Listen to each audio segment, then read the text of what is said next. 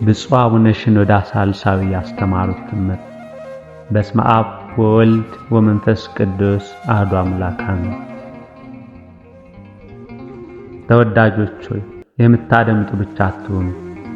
ያስተማርኳችሁን ትምህርት ለሌሎችም በማስተላለፍ መምህራን ትሆኑ ዘንድ ሐዋርያው ቅዱስ ጳውሎስ አንዱ ሌላውን ያንጸው። ዳግመኛም በፍርሃትና በመንቀጥቀጥ የራሳችንን መዳን ፈጽሙ ብሎ እንደተናገረው በስህተት ጎዳና ያሉትን ታድኑ ዘንድ መረባችሁን ጣሉ ብዬ እማጸናችኋለሁ።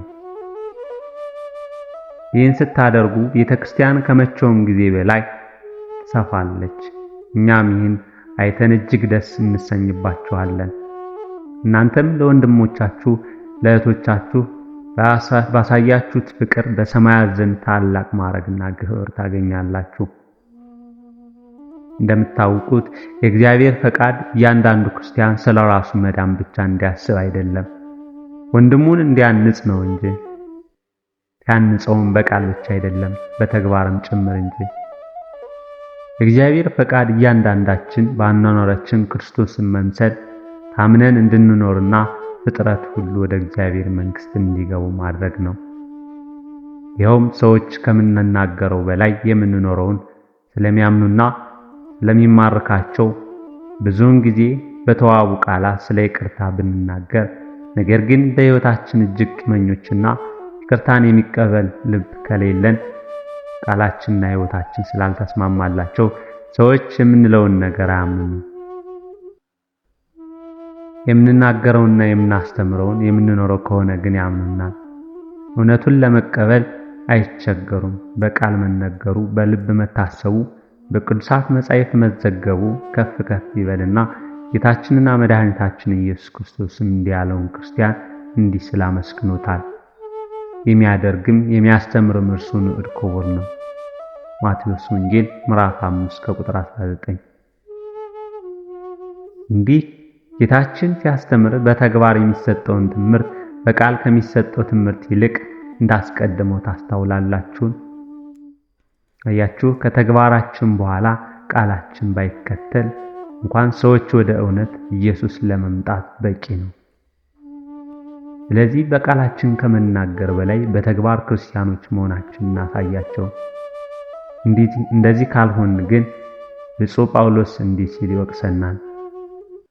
አንተ ሌላውን የማታስተምር ራስህን አታስተምርምን? ሮሜ መልእክት ምዕራፍ 2 ከቁጥር 1 እንደጻፈው። አንድ ሰው መንፈሳዊ ሕይወቱ የተከለከለ መሆን እንደሚገባው ለመምከር የምናስብ ከሆነ እኛው ቀድመን የራሳችንን ሕይወት በተግባር ልናስተካክል ይገባናል። ይህን የምናደርግ ከሆነ የምንሰጠው ምክር ተአማኝነት አለው።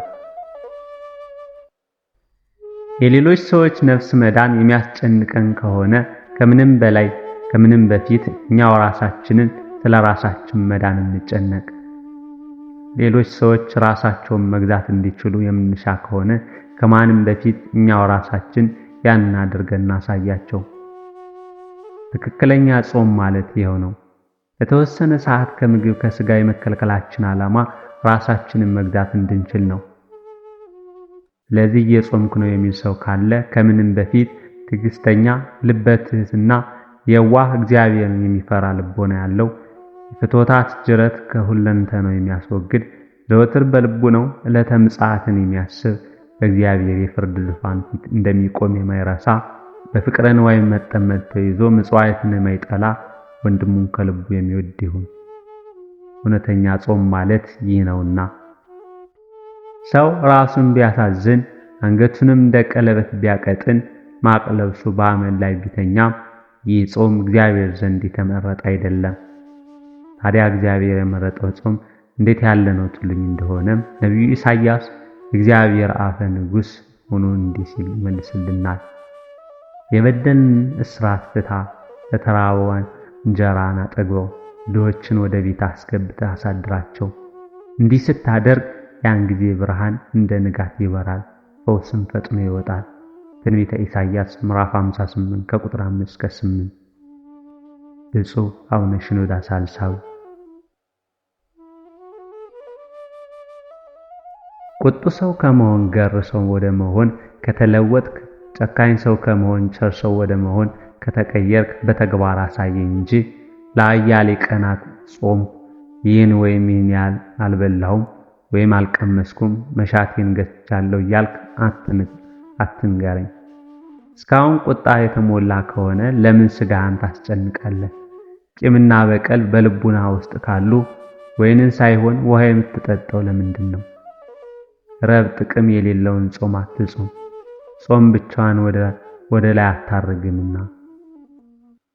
ቅዱስ ዮሐንስ አፈወርቅ።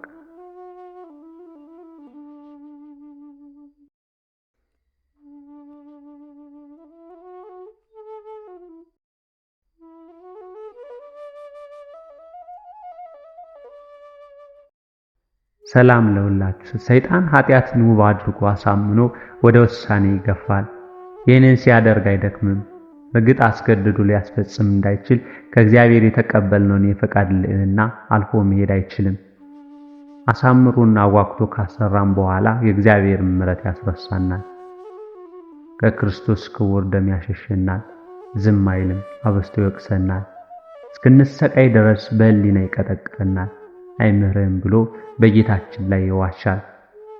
የረሳነውን እያመጣ በጸጸት ላይ ጸጸት ይጨምራል። የመንፈስ ቅዱስን በፍቅር የተሞላ ወቀሳ እንዳንሰማ በውስጣችን ግርግር ይፈጥራል። ስንሸነፍ ከምሕረቱ ፊት እንድንሸሽ ያደርጋል። ዝም ካል እስክንሞት ይዋጋናል። ለዚህ መድኃኒቱ የሚሰሩትን አያውቁምና ይቅር በላቸው ያለውን ያንን ምሕረት ማሰብ ነው። እግዚአብሔር ቸር ምሕረቱም ለዘላለም እንደሆነ ማመን ነው። እርሱ ከቀጣም ተስፋችንን ሳይጥል በሚራራ እጁ እንደሆነ አለመርሳት ነው። እርሱ ክንዱ ዝሎ ቤቱ ጠቦት አያውቅም። ሰለቸኝ ቢል ኑሮ በየቀኑ ሚሊዮን ሕፃናትን አይፈጥርም ነበር። ይህ ሁሉ ጎስቋላ ሰው በምድር ላይ ሲመላለስ አይታይም ነበር። ነገር ግን ኃይሉ ብዙ ነው። የይቅርታው ጥግ ከሰማያት በላይ ነው። ለዚህ ጠላትን አንሰማም፣ በምሕረቱ ላይ አንዋሽም። እርሱ በአበሪና ሳለ በድንግል ማኅፀን ተወሰነ፣ ከእርሷም ተወለደ። በእናቱ ክንድ ሳለ በነፋስ ክንፍ ይመላለስ ነበር፣ መላእክትም ይሰግዱለት ነበር። ከኃጥአን መጻሕፍት ጋር ስለ ሱራፌል ሊመረምሩት አልቻሉም። ጲላጦስ ሲጠይቀው የሊቀ ካህናቱም አገልጋይ ፊቱን በጥፊ ሲመታው ፍጥረት ሁሉ ከእርሱ የተነሳ ይፈሩ ይንቀጠቀጡ ነበር። መድኃኔ ዓለም ክርስቶስ ዛሬ በዚህች ዕለት ከወደቅንበት አነሳን። እግዚአብሔር የሰራት ቀን ይህች ናት። ሐሴትም እናድርግ፣ በእርሷም ደስ ይበለን። ምክር ዘቀደምት አበው።